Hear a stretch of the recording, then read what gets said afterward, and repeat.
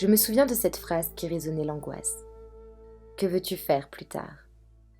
Comme si cette phrase, claire comme la rose des tulipes de mon cœur, s'écrasait contre les piliers robustes d'une perle éreintée. Cette phrase griffait mes trompes, mes internes, aussi fort que la glace que je pouvais entendre se fendre dans un bruit de moteur. Dans les accélères tournis du phare de la Madame Eiffel qui nous pointait son nez derrière les grilles dehors. Ou encore dans les écrans capteurs de toute incommodance, des élections qui foncent, qui perdent leurs histoires, et tout autre cardinaux dans les mains d'une grande pièce. Que veux-tu faire plus tard ? Est-ce que cela semble avoir du sens aujourd'hui ?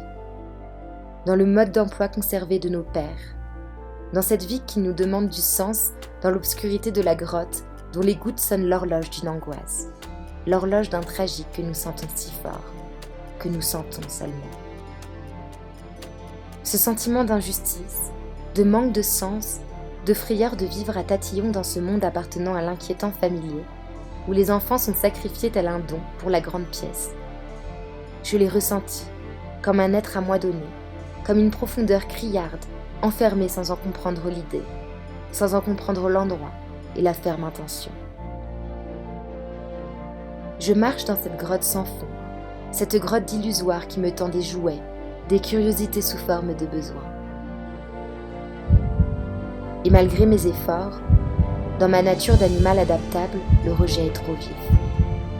C'est mon cœur qui bat trop fort, trop vite, à la cadence d'un mirage qui frétille. Et j'avance, je touche les murs, je touche encore, et je frappe, encore.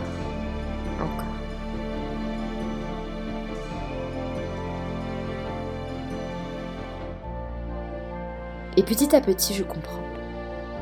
Ébloui, je comprends. Je comprends que je ne suis pas la seule. Je comprends que nous sommes des millions de jeunes à périr avec le cœur du monde, et que nous avons nous-mêmes oublié, de nos racines trop inaccessibles, que ce monde, nous en faisons partie, comme un roc qui explose tout entier d'un coup si fort d'un coup. Mais s'il meurt ce roc, s'il meurt, qu'allons-nous faire plus tard ?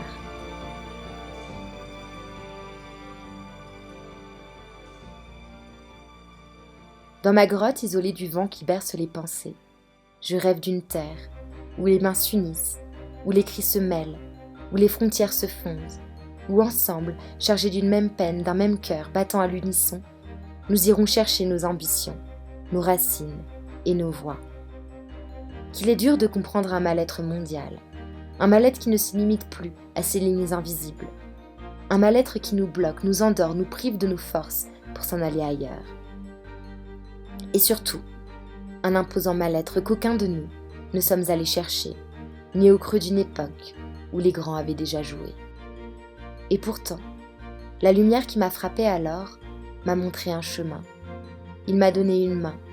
Non, toutes ces millions de mains, qu'elles soient rudes, qu'elles soient moites ou d'une douceur satin, elles se serrent contre ce globe de roc.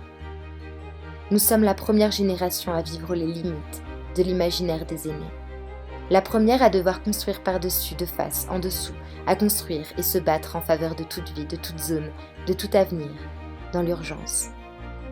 Dans ce monde, certains vivent déjà en harmonie, ayant pleinement conscience de ce vieux roc qui nous vibre, que nous vivre. Des autochtones à ces jeunes en éveil, aux chercheurs, aux artistes, à tous ceux qui agissent, à tous ceux qui ressentent, émotionnent, sauvent, vivent dans le respect de nous, dans un futur qui souffle sur la vie. Qui sont ces gens si proches de ceux qui manquent ? Ces gens qui embrassent Mère Nature ? Qui sont ces gens qui bougent, qui éveillent, inspirent, qui envahissent les grottes de leur lumière ? La flambée aux mains, le cœur brûlant. Qui sont ces gens qui sauvent, qui se battent de leurs tripes, de leurs poils hérissés, pour nous, pour l'avenir ? À toute petite échelle ou plus grande, mais toujours bien plus haut que la plus haute étoile. J'aimerais qu'on s'en nourrisse, qu'on se nourrisse de leur rencontre, qu'on s'inspire de leur amour, qu'on fusionne sur nos pas, partout autour du monde, pour que le roc ne meure jamais, pour que nous aussi ayons droit au bonheur, et surtout, pour redonner du sens à cette question. Que veux-tu faire plus tard ?